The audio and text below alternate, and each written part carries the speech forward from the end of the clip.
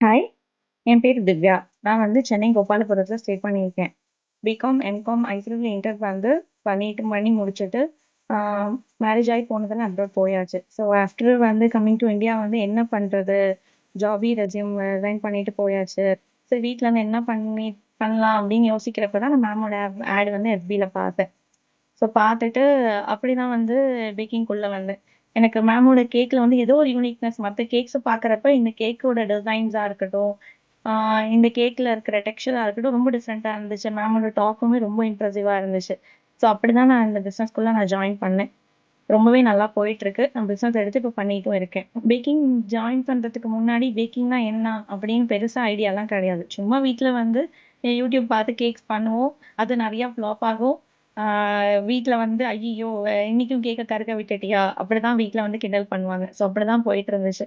சரி ஓகே நம்மளும் ஒரு கேக் பண்ண மாட்டோமா? ஒரு நல்ல ஃப்ளாப் ஃப்ரீயா ஒரு கேக் பண்ணி பார்க்கணும்னு ரொம்ப நாள் ஆசை. ஸோ அப்படிதான் ஜாயின் பண்ணதுக்கப்புறம் ஒவ்வொரு கேக்கும் சூப்பரா இருக்கும். மேமோட மெஷர்மெண்ட்ஸ் எல்லாம் போட்டு நம்ம ஒரு கேக் பண்ணணும் அப்படின்னா, அதுல ஒண்ணு என்னோட ஓடிஜி அப்படிதான் ப்ராப்ளம்ஸ் வருமே தவிர, கேக்கோட ரெசிபீஸ்ல எந்த பிரச்சனையுமே இருக்காது.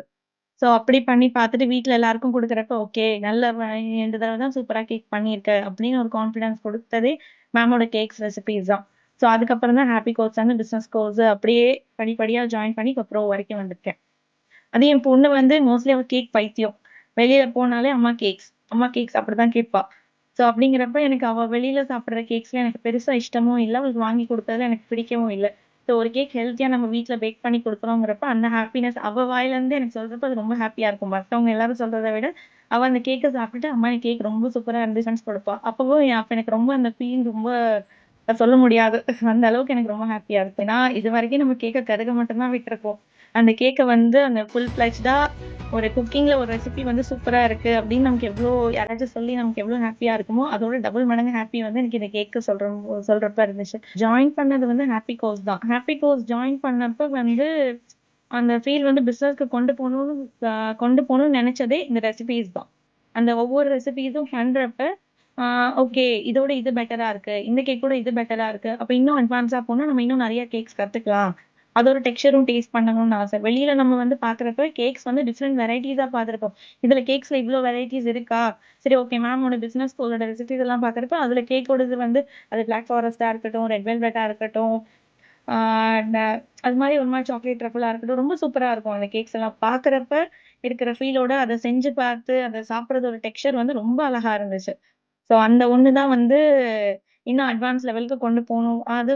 இது வந்து பிசினஸ் கோர்ஸோட நிக்காம, எனக்கு ப்ரோல ஜாயின் பண்ணதுக்கு ரீசனுமே அதுதான்.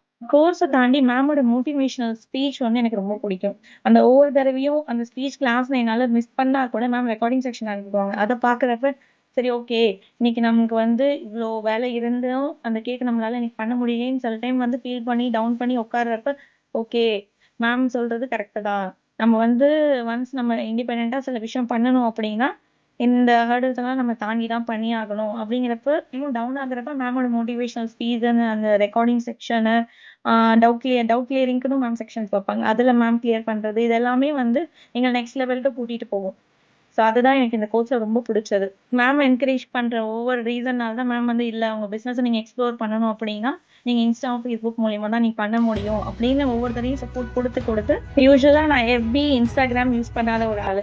நான் இன்ஸ்டாஸ்ல வந்து மேம் குடுக்குற சப்போர்ட்னால நான் வாய்ஸ் ஓவர் குடுத்து நான் ரீல்ஸ் போட்டுட்டு இருக்கேன். ஸோ ஜஸ்ட் நான் இத வந்து என் பேஷனா மட்டும் இல்லாம இப்ப என் பிசினஸ் நெக்ஸ்ட் லெவலுக்கு கொண்டு போறதுக்கு ஆ மேமோட சப்போர்ட்ஸ் தான் ஜாஸ்தி காரணம். என்னோட வீடியோஸே நான் பார்த்துட்டு வரேன். எனக்கு ஒவ்வொரு வீடியோஸ்லயும் எனக்கே டிஃபரன்ஸ் தெரியுது. ஓகே இந்த இடத்துல நம்ம சேஞ்ச் அவுட் பண்ணா நமக்கு நல்லா இருக்கும் அப்படின்னு தோணுது. ஸோ இதுக்கு எல்லாமே முக்கியமான ரீசன் மேம் மட்டும் தான்.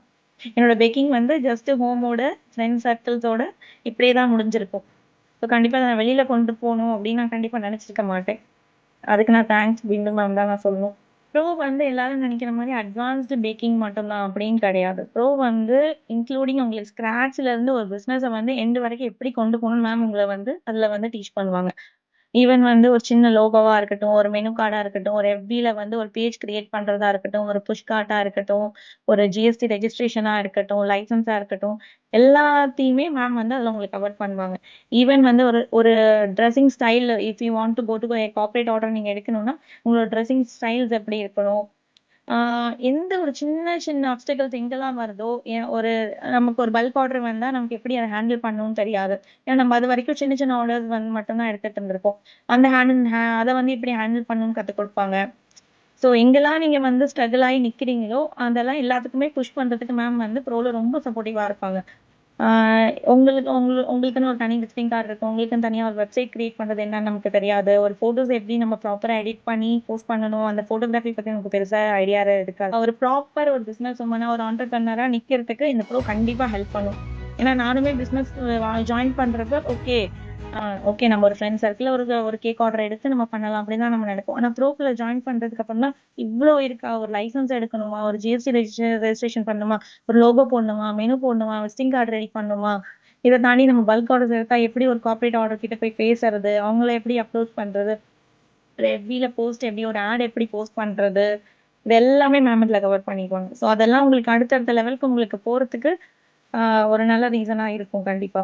இண்டிபெண்டன்ட்டா ஒரு விஷயம் பண்றப்ப, ஆ அது ரொம்ப நல்லா இருக்கு. ஆ ஈவன் இப்ப நம்ம கையில அந்த இன்கம்னு பார்க்குறப்ப, we are feeling really proud. தாராளமா ஜாயின் பண்ணுங்க. யோசிக்கவே வேண்டாம். நான் என் ஃப்ரெண்ட்ஸ் நெறைய பேர பார்த்துருக்கேன். பேக்கிங் வந்து நெறைய இடத்துல ஜாயின் பண்ணி, ஜஸ்ட் சும்மா ஒரு என்ஜாய்மென்ட்க்காக பேக்கிங்னா என்ன? டெக்கரேஷன் பண்ணேன். இன்னைக்கு நான் வந்து ஃப்ராஸ்டிங் கத்துக்கிட்டேன் அப்டிம்பாங்க. பட் அதுக்கப்புறம் அத பத்தி கேட்டா அவங்களுக்கு எதுவுமே தெரியாது. ஈவன் என் ஃப்ரெண்ட்ஸுமே நெறைய பேர் போனாங்க. ஆனா, உங்களுக்கு ஒரு ஒரு ஹோம் பேக்கிங் மட்டும் இல்லாம, உங்களோட பேஷன் தாண்டி பிசினஸையும் நீங்க வளரணும்னு நினைச்சீங்கன்னா, தாராளமா இந்த பிசினஸ் கோர்ஸ ஜாயின் பண்ணுங்க. மேமோட கோர்ஸ்ல நீங்க ஜாயின் பண்ணிட்டீங்கன்னா, நம்ம நெறைய லேர்ன் பண்ணலாம். அது ஒரு மாரி ஃபார்மேட்டிக்கா இருக்கும். ஹேப்பி கோர்ஸ் முடிச்சுட்டு பிசினஸ் கோர்ஸ் இதெல்லாம் முடிச்சா தான் உங்களுக்கு நெக்ஸ்ட் கோர்ஸே ஓப்பன் பண்ணுவாங்க.